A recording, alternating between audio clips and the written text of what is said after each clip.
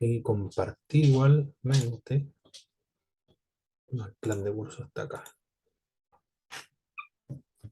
Bien, este es el plan de curso que le llegó a sus correos.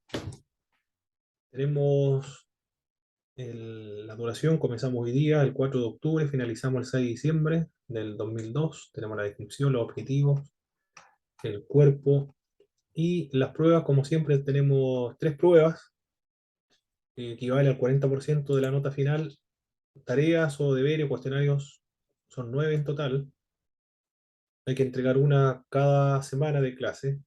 Y los hermanos que no han tomado homilética, una disertación, y los que han tomado homilética van a entregar un sermón basado en las epístolas que vamos a trabajar.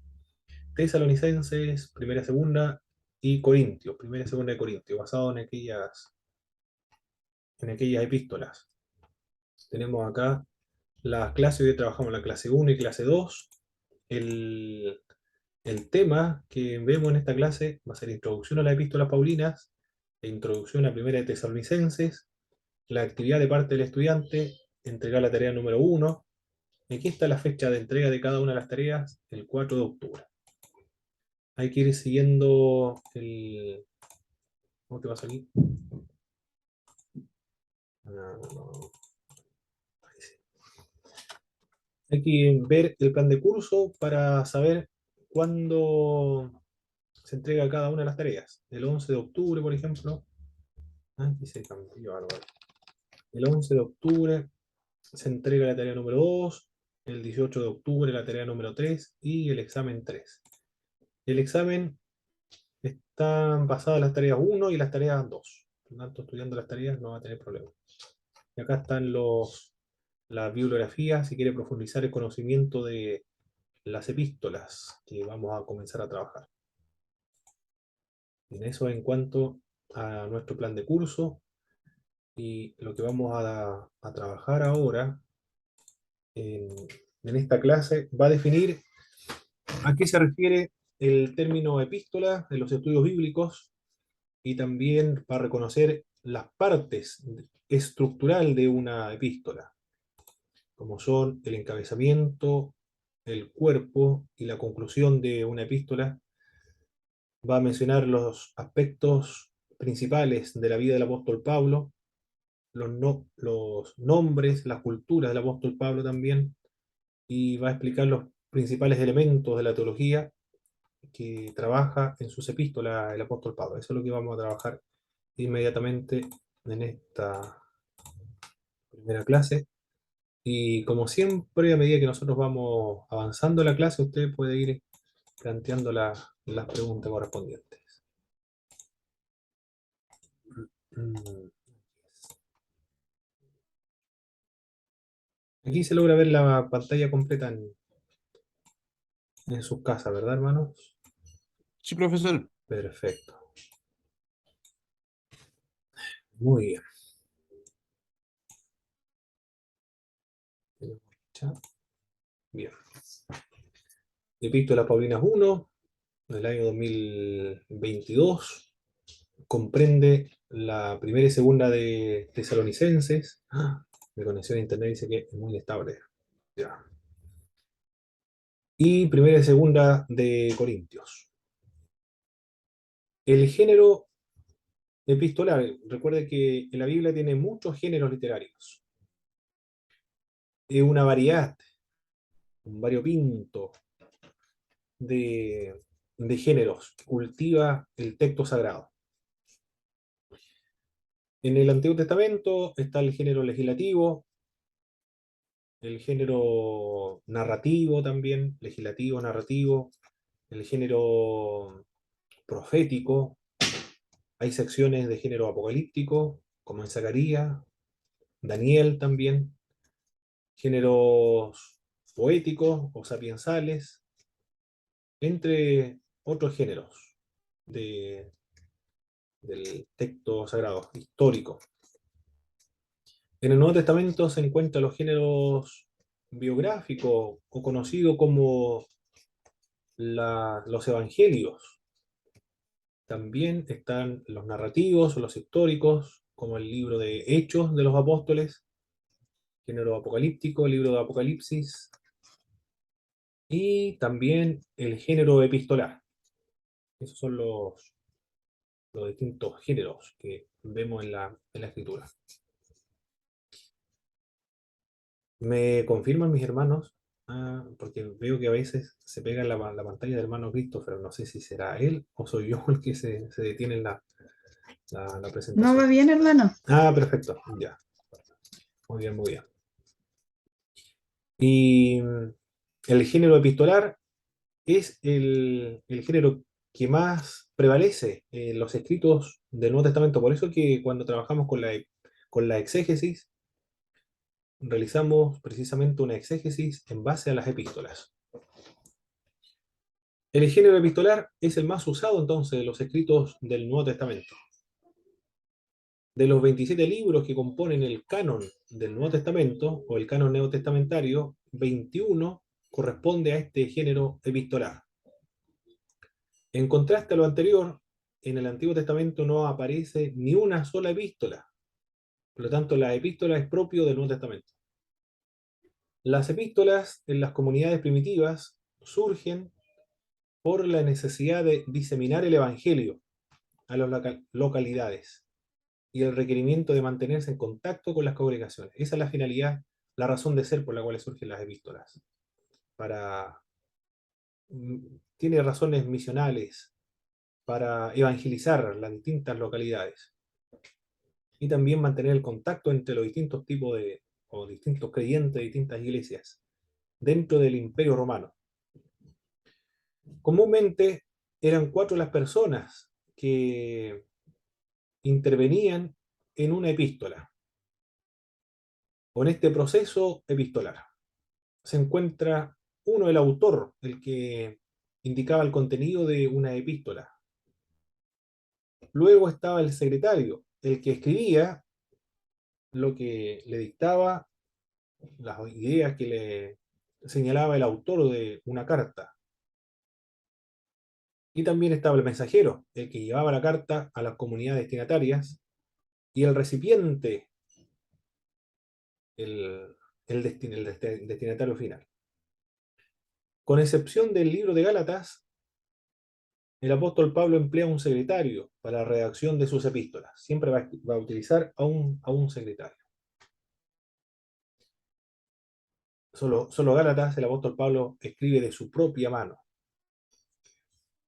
Lo más probable es que estaba muy preocupado y no tuvo tiempo para contratar o mandar a llamar a algún hermano que le sirviera de secretario. Escribió él mismo esta epístola por tener que solucionar un problema muy grave. La ocasión era un problema herético que podía desestabilizar la fe de los creyentes y terminar en la apostasía de los creyentes al tratar de justificarse por medio de las obras de la ley. Es el principal tema que trabaja el libro de Gálatas. En el periodo helenístico y romano se utilizaban secretarios y también notarios públicos para la redacción de las cartas. No sé si alguien recuerda la película de Cantinflas, donde él hace de un secretario. Están en las plazas y la gente va a escribir cartas. Debido al alto analfabetismo de aquella época, la gente iba y contrataba los servicios de los secretarios que se encontraban en las plazas. En la época del Nuevo Testamento igual, ocurre del mismo modo. Utilizaba a las personas secretarios o notarios públicos para la redacción de sus cartas. En ocasiones, para agilizar el trámite, porque escribían con mayor rapidez, el autor de una epístola le señalaba la idea principal al secretario, para que éste lo redactara en un lenguaje apropiado. No era entonces un dictado, sino que le entregaba las ideas a grandes rasgos, las ideas generales, y luego el secretario ordenaba las ideas que le indicaba el autor de la epístola o la carta. Eso en el mundo secular, o en el mundo profano. Sin embargo, este hecho no representa un problema para el estudio del Nuevo Testamento, al suponer que fueron los secretarios los que obran realmente la carta, porque aquí en el Nuevo Testamento no eran primero que nada personas pagado, en algunos casos alguna ofrenda, eso no lo sé, pero todos ellos eran hermanos. Los secretarios, los que servían como secretarios de las epístolas, todos eran hermanos en Cristo. Por lo tanto, eh, no le resta inspiración a ese fenómeno o ese proceso de la redacción de una carta, porque el autor seguía siendo el apóstol Pablo, Pedro o cualquier autor del Nuevo Testamento.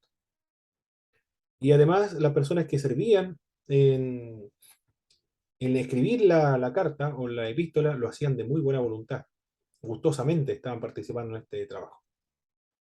No le resta mérito el hecho de servir como secretario en estas epístolas. Ahí tenemos una imagen del apóstol Pablo en un icono muy antiguo, correspondiente al arte paleocristiano, así se imaginaban los cristianos primitivos al apóstol. Se llaman epístolas a las cartas del Nuevo Testamento, que generalmente son escritos extensos, destinados a muchas personas, con valor didáctico y también con valores duraderos. A eso se le conoce como epístolas. En, el, en los estudios, cuando se estudia los escritos antiguos, los distintos géneros literarios de la antigüedad del siglo I, de la cultura greco-romana, alguien investigó y concluyó que existían dos tipos de escritos que se dirigían a personas. Algunas eran epístolas y las otras eran cartas. Las epístolas tenían la finalidad de que éstas fueran publicadas o circularan en distintos grupos de personas. Y las cartas eran más privadas. Las epístolas públicas, las cartas eran privadas. Pero cuando se trabaja o cuando se estudia en el Nuevo Testamento, las epístolas, las cartas, esta distinción de carta o epístola no es irrelevante, no tiene importancia, porque las epístolas tienen características de carta, porque hay una multitud de saludos personales, como ocurre con la epístola a los romanos, por ejemplo. Y aquellas cartas que son privadas, el apóstol Pablo escribe a Filemón, por ejemplo. Hubo otra epístola de tercera de Juan. Gozan de circulación, se publicaron y distintas iglesias comenzaron a leerlas. Por lo tanto, no tiene distinción o no es relevante hacer esta diferencia entre epístola y carta cuando se estudia el Nuevo Testamento, pero sí cuando se estudia las, las cartas y las epístolas de la cultura greco-romana. Los libros de la Biblia que son epístolas son 21 por lo menos, 21 textos o, o escritos sagrados, pero de los 27 libros, 21 son epístolas y 13 epístolas corresponden al apóstol Pablo. Por lo tanto, el apóstol Pablo acá es una persona relevante, importantísimo, fundamental para la confección del texto sagrado para el canon bíblico. Extraordinaria la gran influencia que tuvo este hombre en el cristianismo. La arqueología ha aportado de manera notable al estudio del Nuevo Testamento, puesto que indica la arqueología tanto las similitudes como las diferencias entre las cartas seculares y las cartas cristianas. En ambas existe el saludo inicial, luego viene la parte principal en el que se presenta el objeto de la carta y finalmente una palabra de despedida. Las estructuras, gracias a la arqueología, se ha determinado o se ha evidenciado una estructura de la carta, una estructura formal. Y esta estructura proviene del mundo greco-romano, del mundo profano, por lo tanto, del mundo gentil, que no son creyentes, o secular. Son convenciones humanas, no son convenciones de cristianos. Es una estructura para poder comunicarse en la antigüedad. Pero esa estructura, esa convención forjada por los seres humanos para mejorar la comunicación, fueron utilizados por los cristianos para poder comunicar la fe, pero motivados o estimulados por el Espíritu Santo, inspirados por el Espíritu Santo para comunicar el Evangelio y para edificar la fe de todos los creyentes. Ahí podemos extraer un principio muy importante para los creyentes: el uso de la tecnología o las convenciones humanas, las creaciones humanas. Estas son legítimas, entre tanto, sirva para edificar la fe o para propagar la fe. Todo debe usarse con la finalidad de glorificar a Dios, como son las convenciones humanas o la tecnología, porque aquí estamos hablando acerca de una forma de transmitir o de comunicarse. En esa época era por medio de epístola, carta, pero seguía una estructura muy, muy rígida. Esta estructura, el Espíritu de Dios lo utiliza para comunicar la fe. En ese sentido, nos enseñan a los cristianos también a planificar todo lo que nosotros realizamos, no improvisar, sino planificar todas nuestras actividades. El encabezamiento, la primera parte que tiene una epístola, en la introducción o prólogo también se le conoce, en esa sección está el encabezamiento. En el encabezamiento están los destinatarios, están una bendición de entrada, el remitente, destinatario, bendición de entrada. Como por ejemplo, aquí se encuentran el remitente, Pablo, Silvano y Timoteo. Luego se encuentran en esta primera parte del prólogo o en la introducción los destinatarios, a la iglesia de los tesalonicenses. Y hay una bendición de entrada: en Dios Padre y en el Señor Jesucristo, gracia y paz sean a vosotros, de Dios nuestro Padre y del Señor Jesucristo. Esa es la primera parte de una epístola o de una carta, la estructura, el encabezamiento. Pero también en la introducción o en el prólogo, aparte del encabezamiento, se encuentra el exordio o el proemio. El exordio o el proemio contiene acciones de gracias, rogativas, resumen de contenido de los planes. Es como, o sirve como la introducción al cuerpo, esta primera parte. La primera parte del encabezamiento y luego el exordio o el proemio.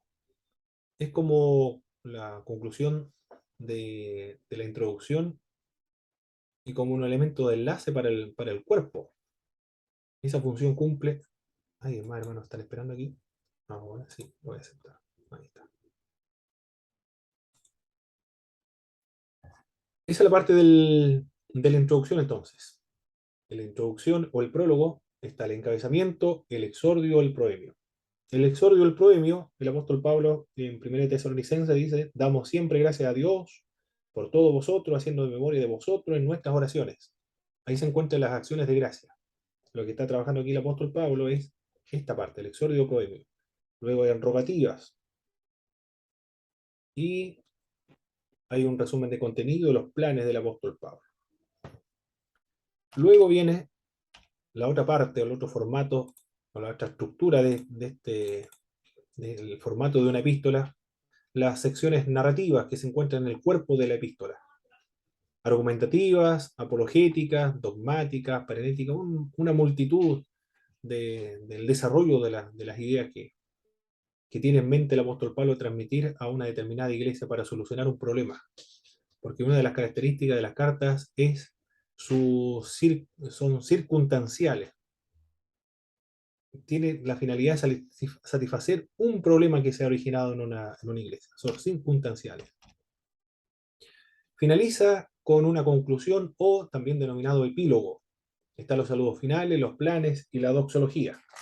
Siempre termina con una doxología. Como por ejemplo acá en 1 Tesalonicenses concluye: hermano, orad por nosotros, saludad a todos los hermanos con ósculo santo. Ahí tenemos los saludos finales. En otras epístolas se encuentran los planes y está la doxología.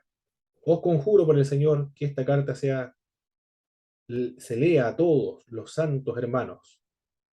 Aquí parece que el apóstol Pablo está consciente de que su escrito goza de una autoridad inusual para un ser humano. Inusual. Porque el apóstol dice: os conjuro por el Señor que esta carta se lea a todos los santos hermanos. Es decir, parece que el apóstol Pablo inconscientemente parece, por eso que dice, os conjuro por el Señor que esta carta se lea a todos los santos hermanos. Cuando dice se lee a todos los santos hermanos, está refiriéndose a la lectura pública de sus cartas, en un contexto de un culto cristiano. Está consciente él que escribe por la obra del Espíritu de Dios con autoridad extraordinaria.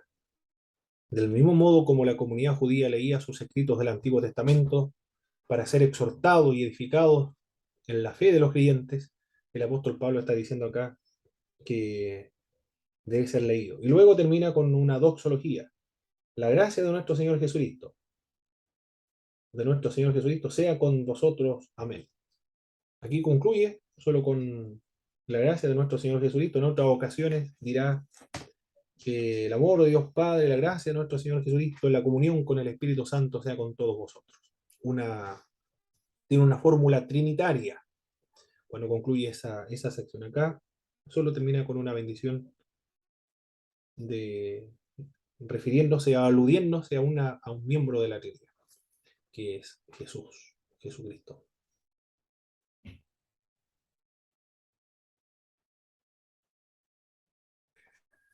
El objeto de las cartas es para instruir a los conversos. Eso es uno de los propósitos de las cartas, instruir a los conversos. Muy importante los escritos, como estamos viendo.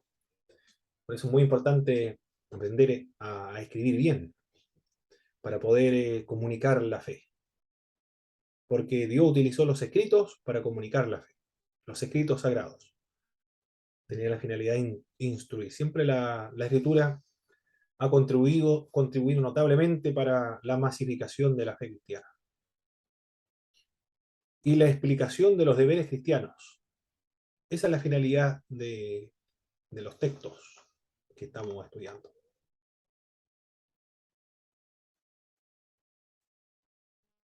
La distinción entre carta y epístolas es de escaso valor, como estuvimos indicando anteriormente, en el canon del Nuevo Testamento. Filemón, por ejemplo, son escritos personales, pero goza de circulación en toda la iglesia. Segunda y tercera de Juan, Gálatas. Primera y segunda de Corintios son epístolas, pero abundan las referencias personales, tanto en el contenido de estos escritos, en la forma también, contenido en la forma, superan a las epístolas de los filósofos griegos que se han hallado. Las epístolas del Nuevo Testamento no tienen la finalidad de transmitir ideas abstractas sobre religión y sobre moralidad. En ella, en las epístolas, la doctrina aparece inseparablemente unidas a lo ético. Son escritos, pero que reflejan la fe de los creyentes, pero que se expresan en el comportamiento ético, en la vida cotidiana. También la doctrina aparece no solamente en lo ético, sino que la doctrina aparece en la teología y en la parénesis, o en las exhortaciones o amonestaciones que el apóstol Pablo hace a cada uno de los destinatarios de las epístolas. Los escritos epistolares son de mucho más valor que todos los sistemas teológicos, desde Orígenes hasta Schleiermacher, o hasta cualquier teólogo, Karl Barth, por ejemplo. Es decir, en obras monumentales de los teólogos, las epístolas tienen mucho más valor que todos los sistemas teológicos. Es evidente porque los sistemas teológicos están trabajando en los textos bíblicos, y los textos bíblicos son insuperables porque son inspirados por el Espíritu de Dios. Los otros son simplemente comentarios de los escritos que son inspirados por el Espíritu Santo.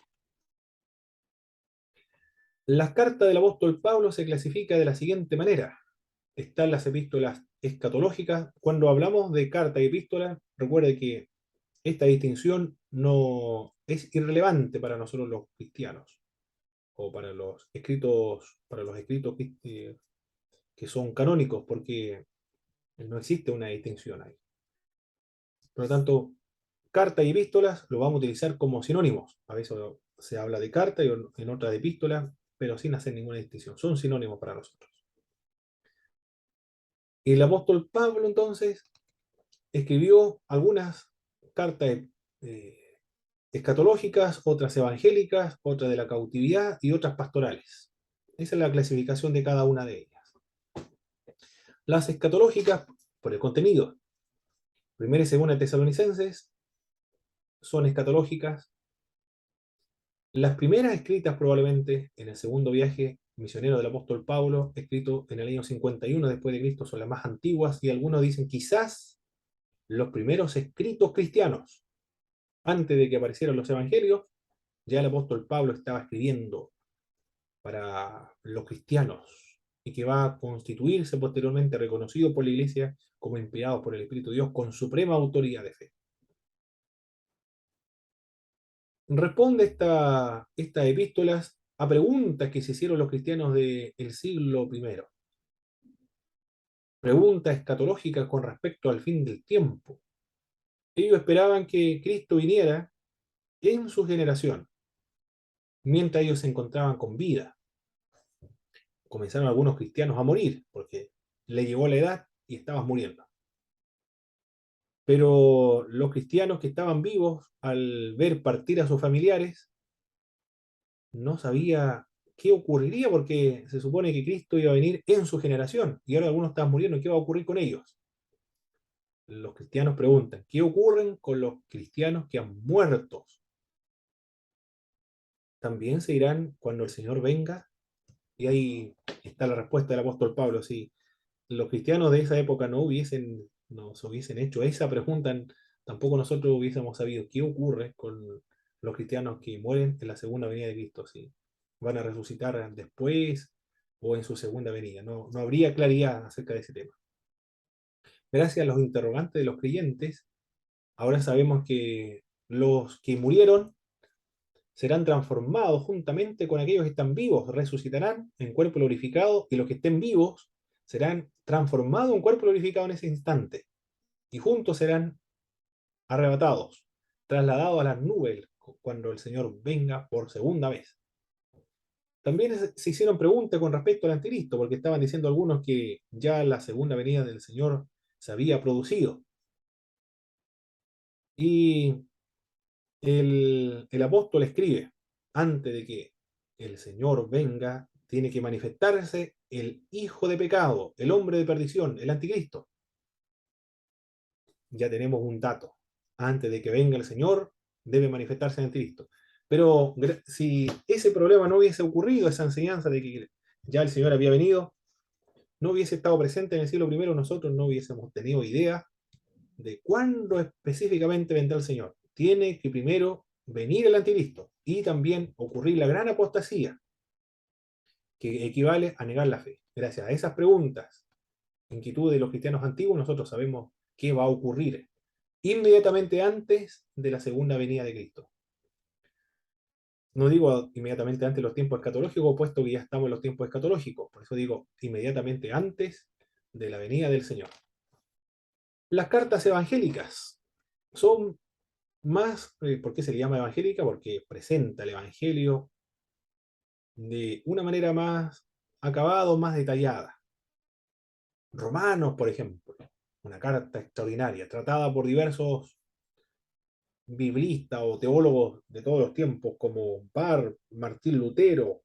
Carvar escribe Romanos, Martín Lutero, y la última gran obra, y algunos señalan que una de las más importantes, James Dunn, especialista en Nuevo Testamento, han trabajado con esta epístola. Ha llamado la atención por el orden de las doctrinas que trata en esta epístola.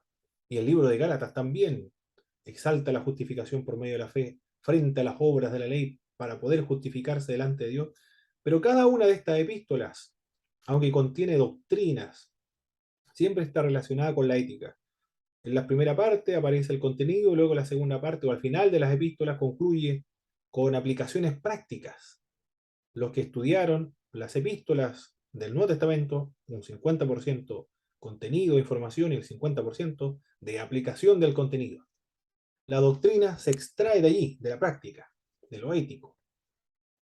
Tiene un énfasis en el evangelio que predica el apóstol Pablo. Fueron escritos en el tercer viaje apostólico, excepto Gálatas, que más probable es que haya sido escrita entre el primer y segundo viaje del apóstol Pablo.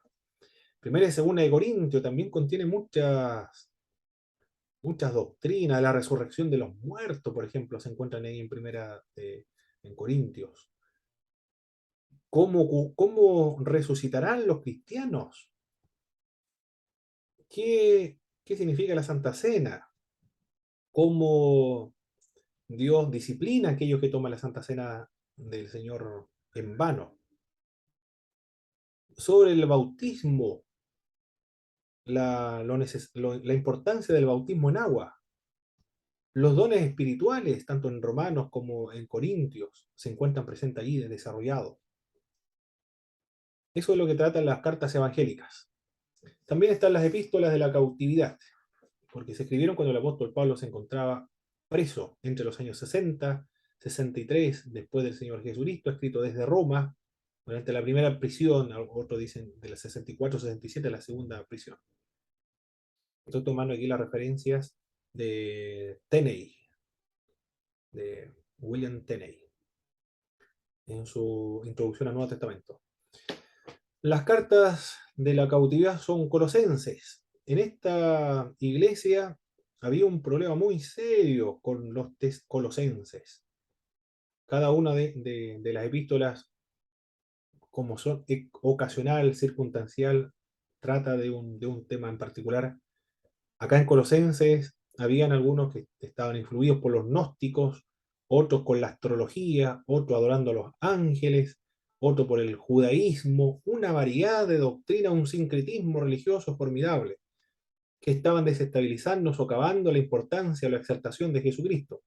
Por eso el apóstol Pablo escribe para exaltar a Jesús de Nazaret en este libro de los Colosenses. Por eso dice que Él es el creador, el sustentador de todas las cosas, y en Él estamos completos, en la plenitud de la divinidad, de la deidad, no le falta absolutamente nada. Porque eso es lo que estaban socavando estas herejías o estas enseñanzas dentro de esta congregación de colosenses.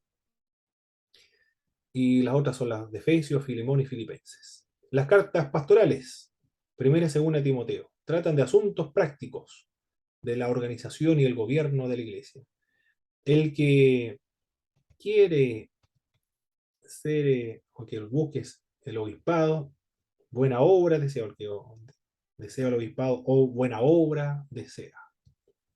Algunos parece que cuando tienen una intención en su corazón de evangelismo, puede ser del pastorado, de las misiones, entre otros, pareciera que fuera una pretensión irresponsable o algo como un pecado de parte de aquellos hermanos o aquellas hermanas.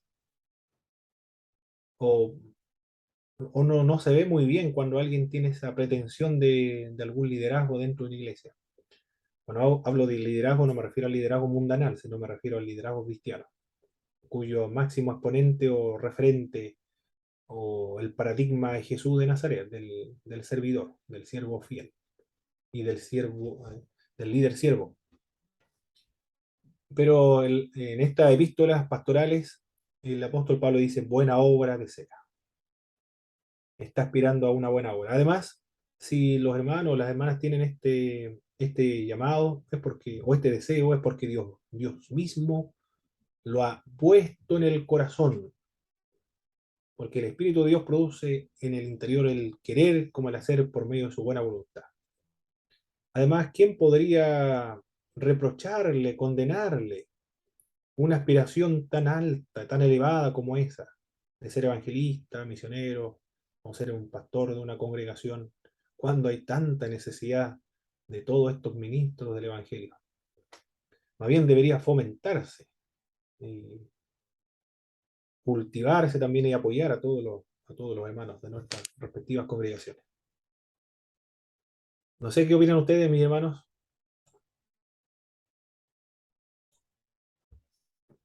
Toda la razón, hermano Pablo. O sea, hace falta en estos tiempos obreros, ya las nuevas generaciones ya no tienen tan presente como las anteriores el dedicarse a la obra de Dios.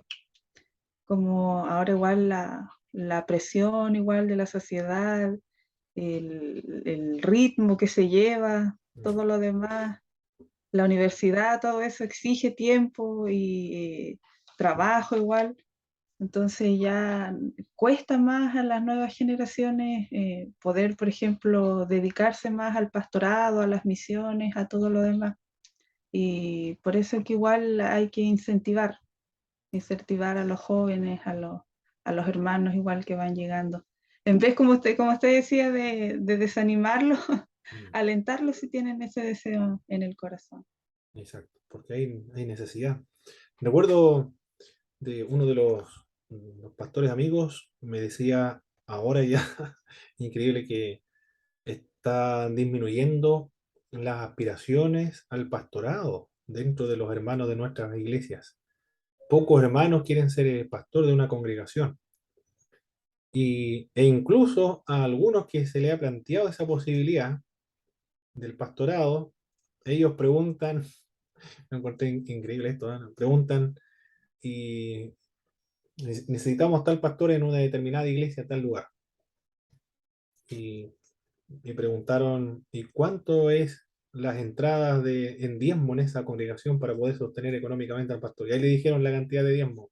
No, dijo, ¿y qué voy a hacer yo a perderme a ese lugar? Mejor me quedo en mi trabajo para me la vida de este modo.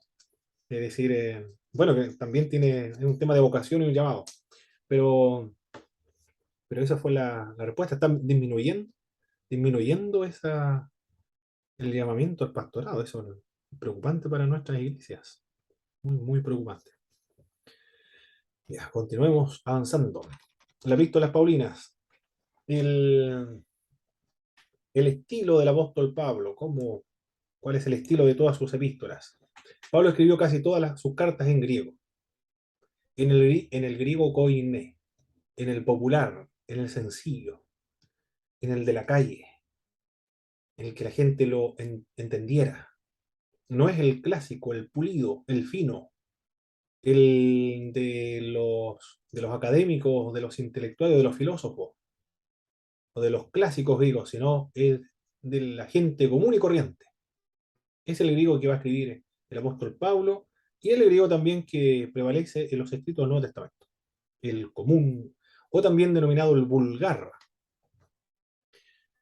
Observe este fenómeno del tipo de griego que utiliza los escritores del Nuevo Testamento, el Espíritu de Dios en realidad, para componer sus obras. Luego de que se compusieron las obras cristianas, inspiradas por el Espíritu de Dios, van a haber o a existir la necesidad de traducir estas obras. Van a aparecer la pechita, por ejemplo, la siriaca, la aramea. La siriaca y son el idioma arameo. Los cristianos de Siria, el idioma que hablan ellos, el arameo. Por eso que necesitan ellos de los textos griegos, como ellos se comunican en arameo, que sean traducidos al arameo, al siriaco. Rábula de Edesa va a llevar a cabo esta traducción. Y el siríaco que va a utilizar va a ser el popular también, el que utilizaba la calle, la gente común y corriente, o el vulgar también conocido. No era el clásico, el intelectual o el académico, sino el sencillo. Porque el evangelio es sencillo y se comunica con sencillez para que la gente más sencilla lo entienda. No, que todo no es que esté ilimitada para lo sencillo y el resto no sea para el evangelio también para ellos, sino para que todo el mundo entienda el evangelio, porque el evangelio no es para los intelectuales o para aquellos que están en el panteón, sino que aquellos que se encuentran en lo bajo del mundo, en el pueblo. Después, en el siglo IV, Jerónimo va a llevar a cabo otra traducción, porque se están masificando los cristianos en Roma. Los escritos griegos tienen que traducirse al latín. Y el latín que va a ser utilizado no es el latín alto, el clásico, el académico, sino que se va a utilizar el latín vulgar. Por eso se conoce como la Vulgata Latina. el popular, el común y corriente, para que la gente sencilla lo pueda entender y leer. Eso es lo que hace el Espíritu de Dios, tanto en las lecturas o textos inspirados, como cuando se produzcan las traducciones bíblicas. Bueno, en las traducciones bíblicas el Espíritu de Dios va iluminando nada más, pero los inspirados son los escritos originales. Eso es lo que creemos nosotros los evangélicos, los protestantes. Los libros inspirados por el Espíritu Santo son los originales. Los otros son testigos de los originales. Con excepción de la Iglesia Ortodoxa, ellos sí consideran la traducción también como inspirada. Principalmente la traducción griega de los 70, o lo conocido como la Septuaginta. No solamente los escritos originales son los inspirados, sino también la Septuaginta o el texto griego. Lo más probable es porque ellos son de la tradición griega, por eso que lo consideran como inspirado por el Espíritu Santo de Dios. Pero Pablo escribe casi toda su carta en griego. La estructura de las epístolas del apóstol Pablo son irregular. Se entiende que sean irregulares, se sobreentiende, es normal, porque él escribe para solucionar un problema urgente. Y mientras él está escribiendo, algunos señalan que le llegan noticias y él se enfurece, por eso, se preocupa para solucionar ese problema que ha inquietado al apóstol Pablo, cambia de tema. Por eso son irregulares. Son escabrosas, dicen algunos, inversiones repentinas por todas las actividades que desarrollaba el apóstol Pablo. Algunas partes lo dejaba para otra ocasión y luego lo retomaba cuando le llegaba noticias, cambiaba de tema abruptamente. Por eso que se encuentran estas irregularidades contextuales, se les denomina, en exégesis bíblica. Acá hay inversiones repentinas. Paréntesis también, transiciones bruscas, oraciones sin verbo ni sujeto, montones de complementos indirectos y desvíos del tema. Esas son las características del estilo del apóstol Pablo. Está escribiendo en su segundo idioma, el idioma lo más probable que sea el arameo. Bueno, él habla el griego, el arameo, el hebreo, porque fariseo, judío. No sé si habrá hablado latín o no, por su ciudadanía romana, lo más probable que sí. Por eso que era un hombre de varias culturas. Él dice que habla muchos idiomas. También el estilo del apóstol Pablo se caracteriza por ser personal. Eso sí, es personal. Es directo en algunas ocasiones. Es muy expresivo. Es rico en su estilo. Es enérgico, es vigoroso. Es aplastante. El tal se ha entregado a Satanás para la destrucción del cuerpo, más el espíritu viva. Ojalá se castren estos que mutilan el cuerpo de los gentiles, dice el apóstol Pablo a los Gálatas. Ya he condenado yo a este inmoral dentro de la iglesia de Corintios, muy enérgico, vigoroso y aplastante en el estilo. Porque esa es su personalidad. Cuando era fariseo, antes de ser cristiano, también tenía ese mismo temperamento. Y le va a acompañar el resto de su vida ese temperamento, esa pasión, esa energía, esa fuerza que tiene. La doctrina del apóstol Pablo que exhibe o presenta en sus cartas sobre la Trinidad. Que la gracia de nuestro Señor Jesucristo, el amor de Dios Padre, en la comunión con el Espíritu Santo, sea con todos vosotros. El lenguaje trinitario del apóstol Pablo está presente en sus epístolas. La encarnación, una y otra vez, lo menciona. Cristo se hizo hombre, habitó en medio de nosotros, como el apóstol Juan. Todo opina lo mismo. Cuando escribe el libro de Gálatas dice, lo que yo aprendí lo recibí por revelación. Nadie me lo enseñó. Fui a Jerusalén a conversar con Pedro, a Juan creo que algunos de los apóstoles, pero nada nuevo me comunicaron. Y yo quise ir para presentarles lo que yo predico entre los gentiles. Y me di cuenta que lo mismo que yo predico entre los gentiles, lo mismo que predican ellos allá en Jerusalén o en Judea.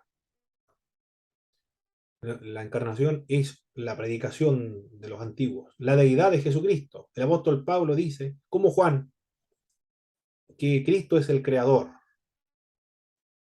Es decir, la imagen que tiene este fariseo, Cristo es el creador. Un fariseo judío es un monoteísta. Existe un solo Dios. Pero ahora este fariseo ha visto a Jesús resucitado en su camino a Damasco. Lo vio, o por lo menos lo escuchó porque quedó ciego, lo escuchó. Yo soy Jesús al quien tú persigues.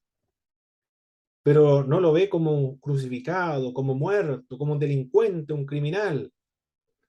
Lo ve en su estado de exaltación. Por eso que el apóstol Pablo no tiene problema de decir, Él es el creador.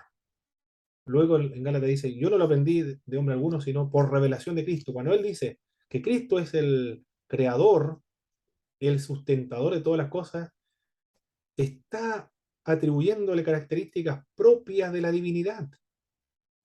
A este monoteísmo se extiende, o esta divinidad se extiende a otra persona, a Jesucristo. El apóstol Pablo, no sé si consciente o inconscientemente, está tratando a Cristo como Dios, pero no ha abandonado su monoteísmo, porque dice que Él es el sustentador de todas las cosas. Para ser creador tiene que ser omnipotente, para crear todas las cosas. Es decir, solo es una prerrogativa exclusiva y solo de Dios. Luego dice el sustentador de todas las cosas. Sustentador tiene que ser omnipresente entonces, para ser el sustentador de todas las cosas. Omnipresente, omnipotente. Y en él está o está presente la plenitud de la deidad. Es decir, en su persona toda la deidad está presente. Y en el libro de los Romanos le dice a Cristo, el cual es Dios sobre todas las cosas, bendito por los siglos de los siglos. Amén. No tiene problema Pablo, al igual que Juan, en aplicarle el título, el nombre que es sobre todo nombre, el nombre inefable, el nombre impronunciable, para no violar el mandamiento, no tomarás el nombre de Jehová tu Dios en vano. El nombre inefable, por el cual se reveló a Moisés, es el mismo nombre que le aplica el apóstol Pablo a Jesús de Nazaret, como Juan. Juan a Cristo le aplica el yo soy el pan de vida, yo soy la luz verdadera, yo soy el camino, yo soy la verdad, yo soy el buen pastor, yo soy el maná. Y ahora el apóstol Pablo dice, el cual se le dio un nombre que es sobre todo nombre, para que en el nombre de Jesús, ¿de qué nombre está hablando? De ese nombre, del yo soy, del tetragramatón, del nombre inefable. Es decir, le aplica el nombre sagrado a Jesús de Nazaret ahora.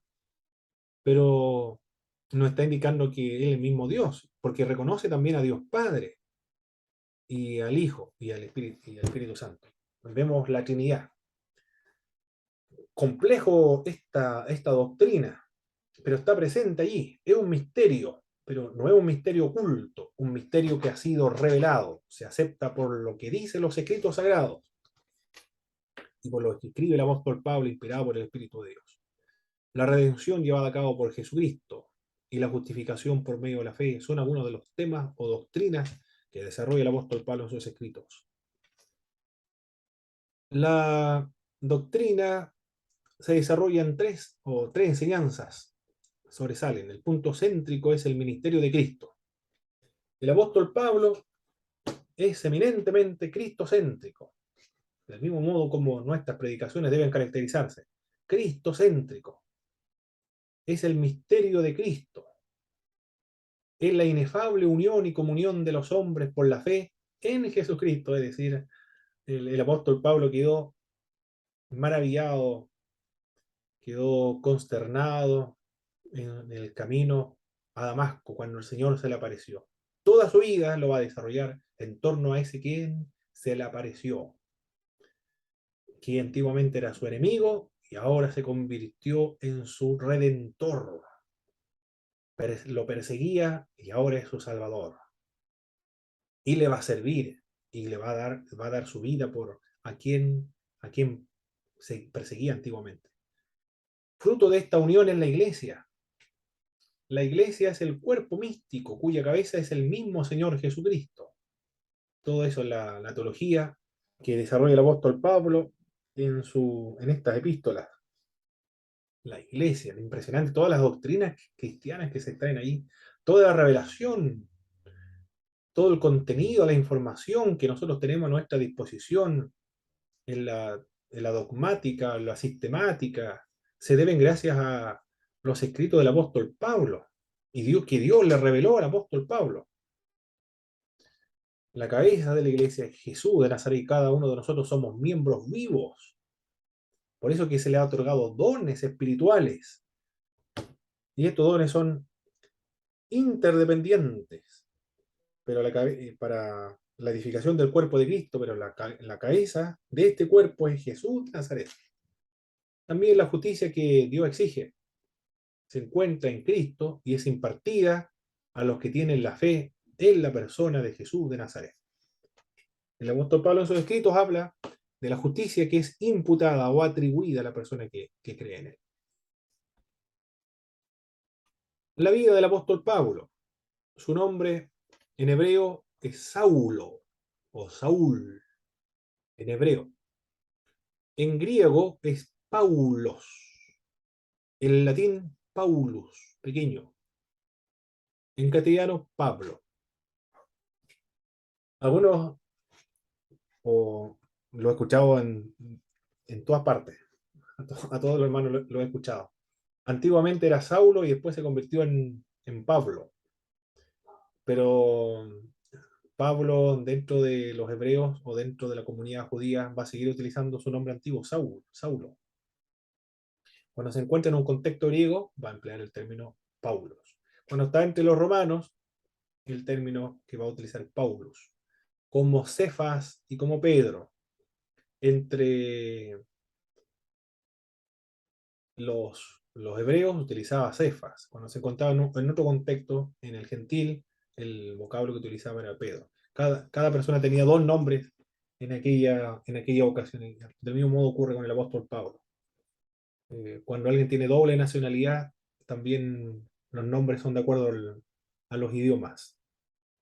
John, si en Estados Unidos, Juan, cuando están en el mundo de habla hispana. Paul, cuando está en el mundo anglosajón, y Pablo, cuando está en el mundo de habla hispana. Así también ocurría con el apóstol Pablo, tenía esos tres nombres. Y que era utilizado de acuerdo al contexto o a la cultura en la cual se encontraba. Su juventud lo pasó en Tarso, una ciudad muy importante, que luego se va a estudiar a Jerusalén en la escuela de Gamaliel para prepararse en su rabinato. La conversión aproximadamente, esto es aproximado, no es certero, aproximadamente a los 35 años de edad. Fue misionero en Antioquía de Siria. Antioquía de Siria le va a servir como centro de operaciones para las misiones. En Éfeso, en Roma, esos son los centros donde el apóstol Pablo va a trabajar como misionero. Muere bajo el imperio de Nerón, decapitado por Nerón, cuando comienza Nerón a perseguir a los creyentes. Tenemos ahí donde está Tesalónica, en este mapa. Este es el tercer viaje misionero del apóstol Pablo. La vida de este hombre, importante hombre dentro del mundo cristiano, algunos dicen que la conversión del apóstol Pablo es la conversión más famosa de todos los tiempos. Si no se hubiese convertido el apóstol Pablo, el evangelio hubiese comenzado desde el oriente hacia el occidente. Y los orientales vendrían a evangelizarnos a nosotros, los occidentales, quienes seríamos paganos. Así de importante. No sé si habrá sido así, pero es lo que estiman algunos, lo que especulan algunos, gracias por la conversión del apóstol Pablo.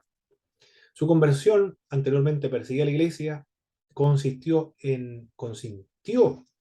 dio su asentimiento a la muerte de Esteban, pero se convirtió al sufrir una cristofanía, es decir, una aparición del Cristo resucitado. Saulo, Saulo, el nombre que escuchó Saulo de Tarso fue el primer nombre que él escuchó del labio de su madre, de sus familiares, de sus amigos. Saulo, Saulo, cuando estaba en la infancia. Fue muy tierno el nombre que se le aplicó. Saulo, Saulo. Tan importante es esta cristofanía para el apóstol Pablo, y para quien no sería igual nuestra conversión, importante en nuestra vida, lo recordamos permanentemente. El apóstol Pablo lo relata 3 veces en el libro de los Hechos, luego lo relata en Corintios, lo vuelve a relatar en Gálatas, lo relata en Filipenses, es decir, donde iba el apóstol Pablo, cualquier carta que escribía siempre relataba que él era un perseguidor de la iglesia cristiana, pero se convirtió porque Cristo Jesús se le apareció en el camino. Es el hombre de las 3 culturas, es hebreo de nacimiento y también de religión. Se expresa con el idioma y los modos propios del helenismo, porque él habla también el griego, y es ciudadano romano. ¿De qué manera obtuvo la ciudadanía romana? Lo más probable es que un antepasado del apóstol Pablo haya comprado su ciudadanía, o alguien de sus antepasados haya contribuido notablemente para el Imperio Romano, y por eso el Imperio Romano le otorgó como gratitud por su servicio al imperio la ciudadanía de Roma a su antepasado, y todos, por lo tanto, nacen romanos. Él es ciudadano romano de nacimiento. En el mundo de la época del apóstol Pablo existían 3 naciones que ejercían una influencia poderosa en todas las naciones. Estas son los romanos. Los romanos tenían un imperio poderosísimo. También tenían sus leyes, tenían sus carreteras. Lo maravilloso de la obra arquitectónica, sí, de la obra de construcción de los romanos es fascinante realmente lo que ellos hacían. Y las carreteras van a servir para la comunicación del Evangelio, porque son estas carreteras famosas que transitaron Pablo y todos los misioneros de la antigüedad para transmitir el Evangelio, diseminarlo en el Imperio Romano. Los griegos, con su lengua, tenían una lengua común y su cultura también. Había una unidad lingüística. Esto va a facilitar también la predicación del Evangelio. Por último, se encontraban los judíos, quienes estaban en todas partes con las sinagogas, haciendo prosélitos al único Dios verdadero, promoviendo el monoteísmo. Por lo tanto, el mundo estaba preparado para la recepción del Evangelio. Por medio de un imperio, por medio de un idioma y por medio de las sinagogas, preparando el terreno para aceptar el monoteísmo que estaba predicando el cristianismo. Pablo era de Tarso entonces. Esta ciudad era una ciudad libre, y también en sus monedas llevaba la orgullosa declaración de que era la única metrópolis libre que había. Era un centro de cultura a la par que Atenas y Alejandría, es decir, así de importante era Tarso. No era cualquier lugar, sino un centro cultural, una ciudad cultural, después de Atenas y Alejandría, o a la par con Atenas y Alejandría. Las escuelas griegas de filosofía florecieron allí en Tarso. En aquella ciudad, los grandes filósofos, los poetas, los maestros, hicieron su residencia en este lugar. El padre de Pablo era judío, era fariseo, ciudadano de nacimiento. Para ser ciudadano romano existían 3 requisitos. Por nacimiento era uno, por comprar la ciudadanía con una suma elevadísima de dinero, o por un servicio heroico al imperio. Posiblemente algún familiar, algún antepasado del apóstol Pablo había ganado el derecho de ser llamado ciudadano romano, y él lo había heredado. En Gálatas capítulo 1, verso 15, alude incidentalmente el apóstol a su madre, porque dice: desde el vientre de mi madre el Señor ya me había destinado para constituirme apóstol a los gentiles. Y en Hechos capítulo 23, verso 16, se menciona a su hermana. Pero no se menciona a los otros familiares del apóstol Pablo. Algunos dicen: ¿por qué no se menciona a los familiares del apóstol Pablo? La conclusión o la especulación que se manejan es que, como se hizo cristiano, los familiares siguieron siendo judíos, y cuando un familiar dentro de la comunidad judía se hace cristiano o de cualquier otra religión, cortan la relación totalmente y absolutamente con él. Bueno, enseguida, mis hermanos, voy a encender la luz. Bueno, enseguida.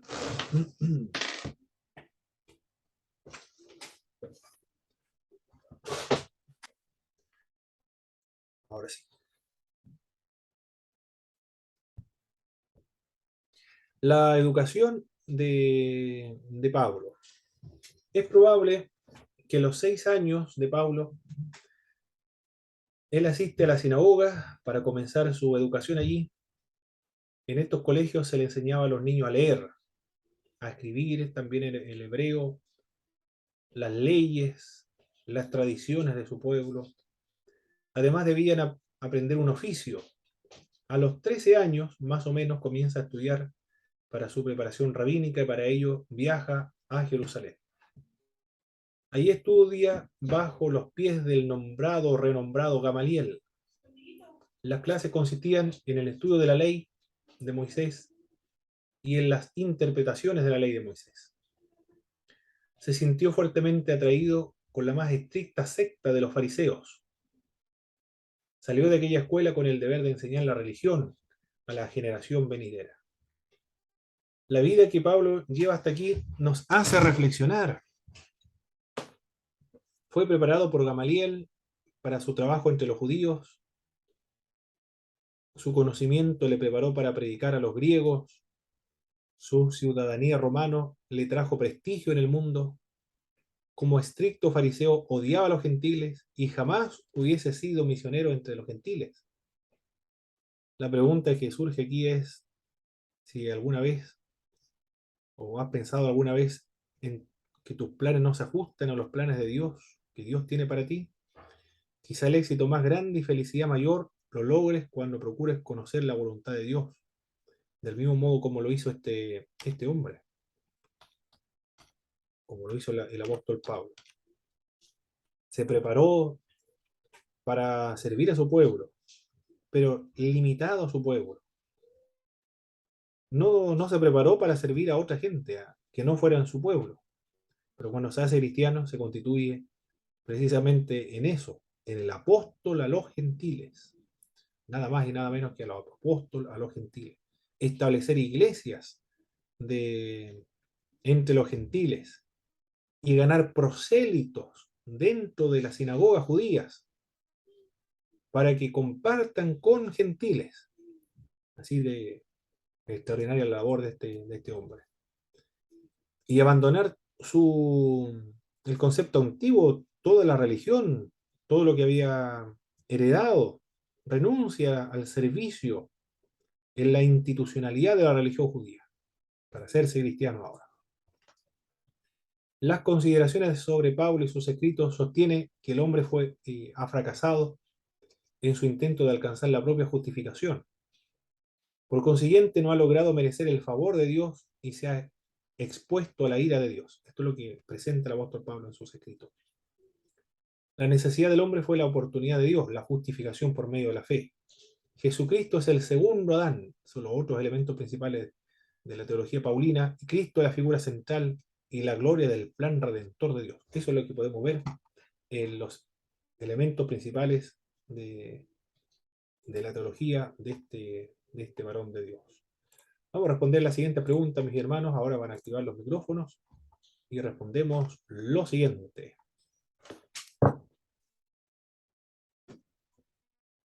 Defina a qué se le llama epístolas en los estudios bíblicos.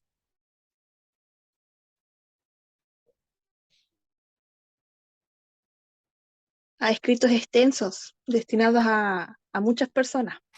Perfecto. Son escritos extensos. Son cartas. Recordemos que carta y epístola son lo mismo. Son sinónimos para nosotros, destinados a muchas personas. Tienen un valor. ¿Qué tipo de valor tienen? Didáctico y duradero. Excelente. Didáctico y duradero. Excelente.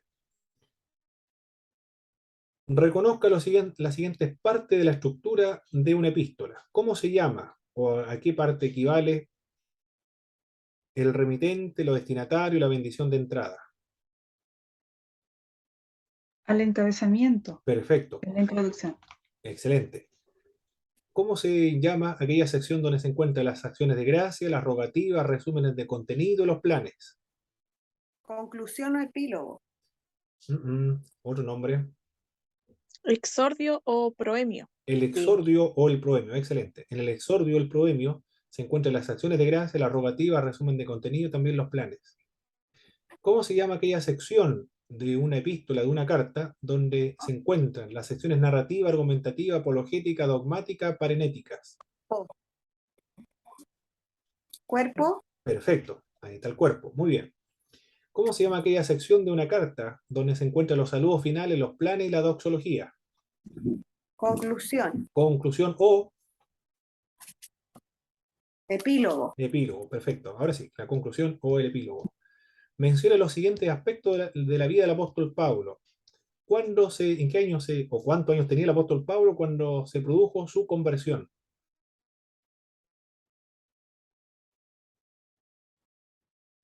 Alrededor de los 35. Perfecto, alrededor de los 35. No estamos seguros, solamente aproximadamente, nada más. Pablo fue misionero. ¿De qué ciudades? Antioquía, Eso. Corinto, Éfeso y Roma. Excelente, muy bien. ¿Y muere en qué año?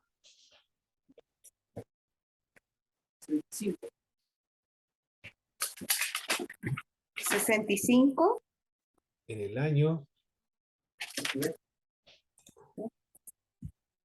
Un 5 puede ser. un año menos, el 64. El 64. Ah, ya. Hay dos fechas, de 64, otros dicen 67. Pero la gran mayoría se inclina por el 64 porque algunos dicen que el año 64 fue suelto y después volvió a la prisión y muere en el año 67. Pero esa es la fecha que vamos a manejar, el año 64. El apóstol Pablo es el hombre de las tres culturas. ¿Cuáles son estas tres culturas? Era hebreo, Perfecto. el griego y latín. Arameo igual. Y la ciudadanía romana. Muy bien. Era hebreo de religión, griego de cultura y ciudadano romano. Perfecto. ¿Cuáles son los elementos principales de la teología del apóstol Pablo? Con respecto al hombre, ¿qué dice con respecto al hombre?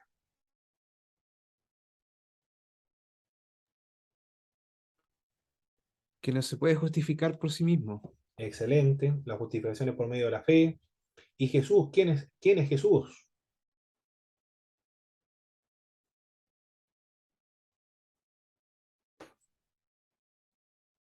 ¿Lo mencionamos esa, no? A ver. Ah, sí, lo mencionamos. ¿Quién era Jesús? Jesús era Dios.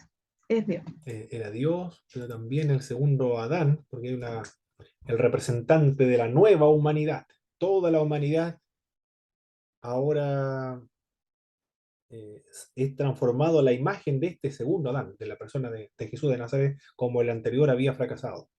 Y es eminentemente cristocéntrico. Cristo es la figura central y la gloria del plan de redentor. Bien, eso fue lo que estuvimos viendo en esta sección. En la segunda clase vamos a ver una introducción esto fue una introducción a la vida del apóstol Pablo y las epístolas también, pero ahora en la segunda parte, cuando volvamos a la segunda clase, vamos a ver una introducción a los tesalonicenses, primero de Tesalonicenses, los destinatarios, el lugar, la fecha y el contenido de esta epístola. Retornamos a ver, tenemos media hora, son las 8:20, 10 para las 9. Retornamos, mis hermanos. 10 para las 9 le envío al link para la segunda parte de la clase con la ayuda del Señor. Nos vemos un poco más tarde, Nos vemos. media hora más. Con Nos la ayuda vemos, del profe. Señor.